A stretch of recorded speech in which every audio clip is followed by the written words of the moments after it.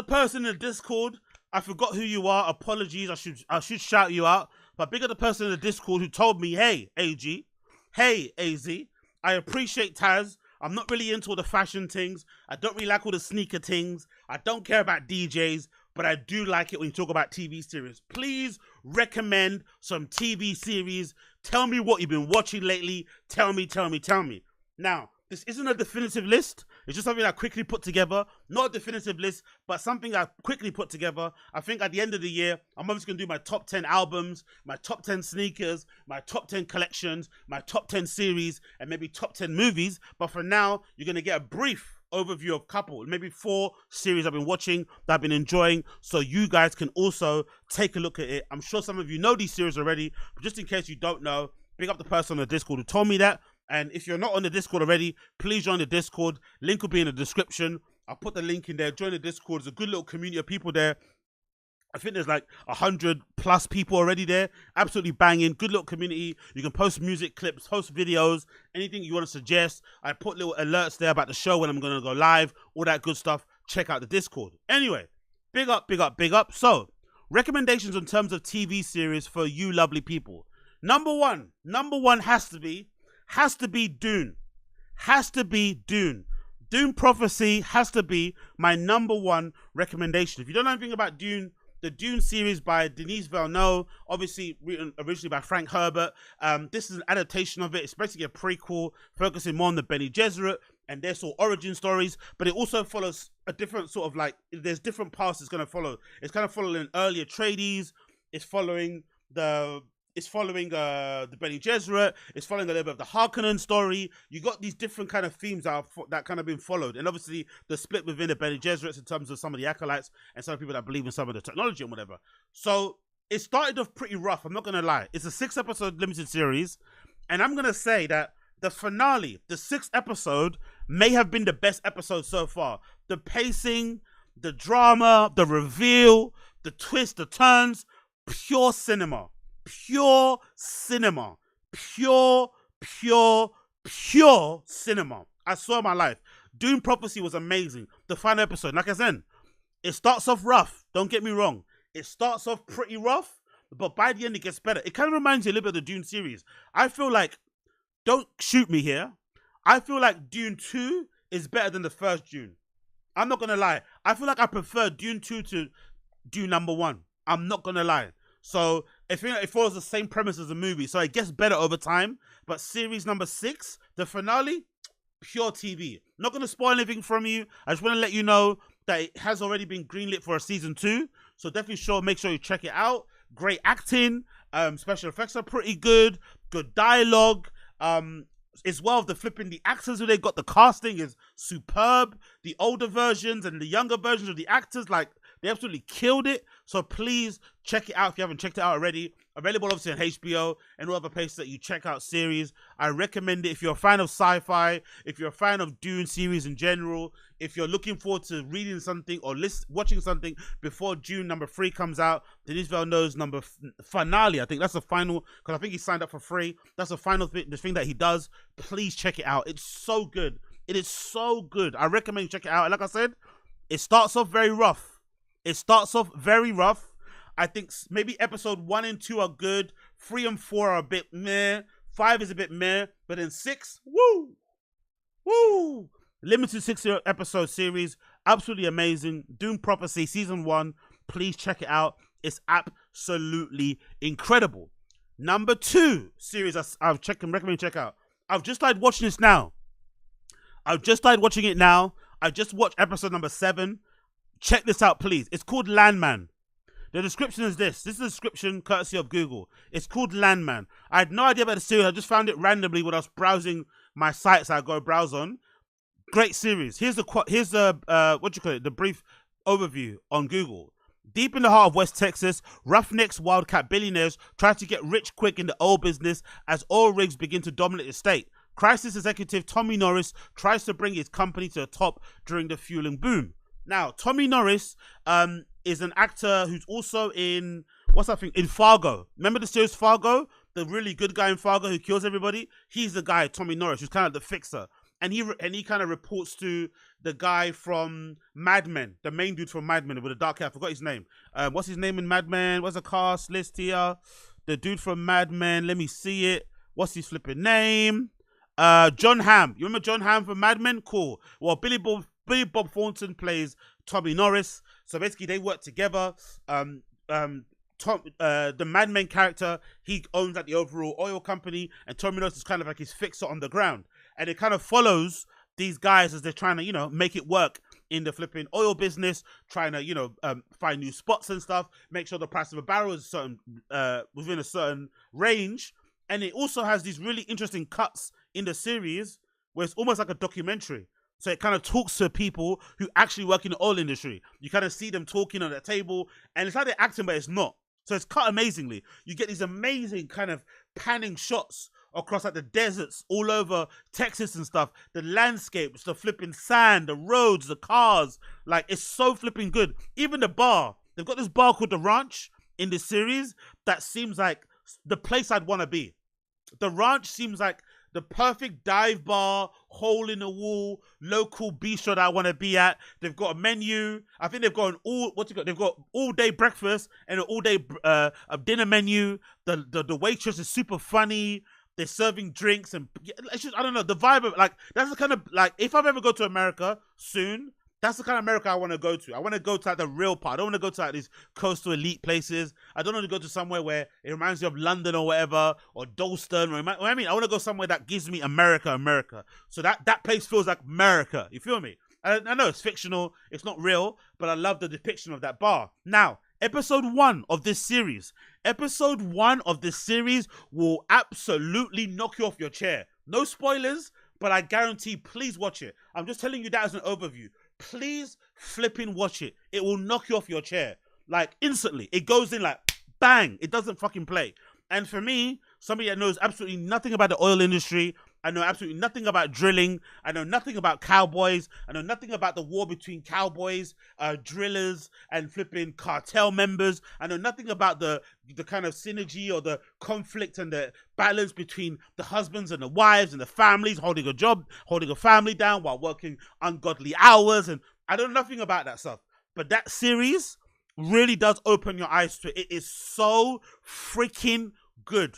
Honestly, everybody in it is flipping amazing. You've got, who you got here? You got Billy Bob Thornton, Michelle Landrop. These are the main people. Ali Latler. You got Kayla Wallace, sorry. Demi Moore's in it. Jacob Laughlin, John Hamm, Paulina Shabbat. Like, smashing. Everybody kills it. I guarantee you, if you watch this with an open mind, you go into it not knowing much about it, apart from like it's a drama about a TV series, drama about the oil industry, you will absolutely watch it. You will absolutely love it. You will love it, I guarantee you. You will love it. High stakes drama. And if I'm not, is it on Showtime? No, it's on Paramount, sorry. I think it's Paramount Show, whatever. One of those two. Please check it out. Amazing. It's called Landman. It's amazing. Just for Billy Bob Thornton alone. Billy Bob Thornton is an amazing actor. Quips and whatever. Like, he's just an incredible actor. Really good range. Please check it out. Absolutely fantastic. Landman. I recommend that one. And it's season 1 now. Recent episode, I think, was episode number 7, I think, just came out. So check it out. You've got a lot to get through, or you can just wait until the season ends and then watch it all together. Cool. Bang. Number 3 episode I recommend. The Darkness. Now, The Darkness isn't the greatest, don't get me wrong. Nordic drama, essentially kind of like The Bridge, kind of follows this, like, you know, hapless, obsessed, driven, a little bit socially awkward, lead detective who's got, like, you know, it's standard like Nordic drama. She's got a very iconic sort of hairstyle. She's got a very iconic jumper, very identifiable. She's a bit of a renegade, but essentially follows her kind of harrowing story of trying to uncover the truth behind these murders in this very small town in Iceland, because it's Reykjavik, in Iceland. So it's there's a lot of murders happening in Iceland that are kind of tied towards prostitution, but there's some confusion. Are these murders related to prostitution? Which doesn't make any sense, because the guys who run the prostitution ring don't want any trouble, and they try to keep their head above the law so they don't get busted. So why would they be murdering girls? But then a lot of the girls are also girls that pass through there. So then she's trying to uncover it. While she's trying to uncover it, she's also trying to uncover the reason why her own daughter took her own life, which is kind of like the overlapping sort of like darkness that kind of looms over her and why she acts a certain way. Check it out. Again, maybe I'd already said too much, but an amazing series. I think it's only like 6 episodes long. I think so. Maybe 6 or so. Yeah, number of episodes is 6 episodes long. It's all in English, by the way. So if you don't like dubbing, if you don't like subtitles, don't worry. It's all actually in English. All the actors, who I think are probably Icelandic or from Scandinavia, they all speak English in the series, which is a bit weird, but they all speak English, mainly because there's one guy in the police force who's also from England. So, and there's also a lot of like, expats that live there. So I think that's why they did it. So it's one of those weird Nordic dramas that isn't in their language. It's actually in English. So check it out. It's called The Darkness, available on CBS, I guess, and other places, but you can find it if you're, you know what to do when it comes to watching TV series online. Number 3, that's number 3, right? And number 4, the final one I recommend is The Agency. The Agency, starring Michael Fassbender and Jeffrey Wright. Now, oh, and also Richard Gere. What am I talking about? Richard flipping Gere's in it. Now, this particular series for me, I don't think it's the greatest. I'm not going to lie. I don't think it's the greatest, but I like to watch the actors do their thing. Like, I'm a big fan of Michael Fassbender, big fan of Jeffrey Wright, big fan, obviously, of Richard Gere. So I like to just watch them do their thing. But the story isn't that too complex, They basically work for... Is it the CIA or MI5? I think they're basically working for MI5. It feels like, anyway. Yeah, I think it's MI5. Regardless of what they're working for. No, it's CIA. It's a CIA that works. Okay. The synopsis says a covert CIA agent. So they're in England, but they're working under CIA in the CIA location here in England. So I don't know, something along those kind of lines. I won't really say too much about this. No, I won't say too much about the series and what happens, but it kind of follows. It's kind of like a personal story. So it's kind of following these spies as they're trying to wrestle with how they balance their work with their personal life. And sometimes it overlaps. And they're trying to keep a hold on it while also dealing with, like, forces beyond their flipping control that are conspiring to end the world or to bring up Russia, whatever, this sort of stuff, for new powers around. You know what I'm talking about, right? So that's kind of the kind of premise it kind of follows. And like I said, it's not the greatest series in the world. I'm not going to lie, but the performances are pretty decent. And I think I watched episode number 5, I think, recently. So it's not that long into it. So check it out if you're looking for something to watch and you're into thrillers, you're into spy, espionage type of stuff.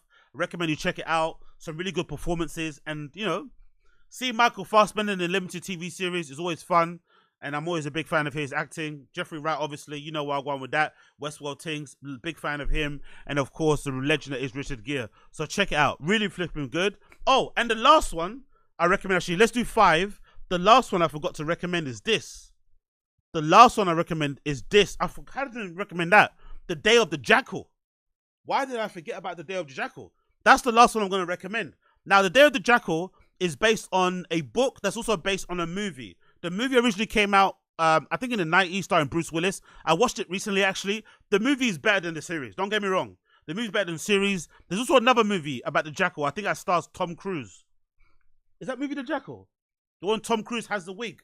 Not too sure, but regardless. An amazing movie. It basically follows this former soldier turned assassin for hire who's going around the world, like, murking bare people. And then at the same time, the MI5 are trying to capture him because obviously he's murking all these people. But he's evading capture, and in the process of him evading capture, it also shows you how he's trying to balance his family life because he meets this one woman in Spain who knows nothing about him, but they're living a good life, they're together, blah, blah, blah, blah, and he basically finds another purpose through her. At first, he thinks his purpose is just assassinating people, then he finds this amazing Spanish woman, they raise a family, and he finds his purpose through her. But unfortunately, because he's an assassin, he's very careful. He doesn't let them take pictures of him. He doesn't let them upload himself on Instagram. So he's very private. And when they have birthdays and stuff, he doesn't let them take pictures. So his mother-in-law, his wife's mum, is a bit suspicious. And she basically puts pressure to find out what's going on because he's always disappearing and gone late at night. And eventually the wife gets a bit suspicious and she thinks he's cheating. And then while she thinks he's cheating, he's also on this mission to assassinate somebody that goes a bit topsy-turvy and goes a bit crazy. And then he gets kind of rumbled. Now, the story's really interesting because this woman in the series called Lashana Lynch, who's in the series too, she is kind of like working in MI5, so she's the person trying to catch him. But the funny thing is, they're quite similar. That's how the story goes, basically. They're basically the same person, but on other sides. So one person's the bad person, one person's the good person, but they're both kind of similar because their family lives are fractured. They're all about the work, and their worlds are slowly imploding, but they don't know how to stop it, you know? And it kind of follows them as they're trying to, eventually come to the end. And it recently finished the other day. It's really flipping good. Really flipping good. Again, I'm a big fan. I guess you can tell from what I recommended. I'm a big fan of espionage, spying, assassin, thriller type stuff. So this for me is always going to get my dick hard. But I think it's you'd like to watch it anyway. Even if you're not a fan of this sort of stuff, you'll definitely enjoy it. Check it out. The Day of the Jackal, season 1, really flipping good series. I recommend you check it out. I recommend you check it out. But again, what do I know? Action.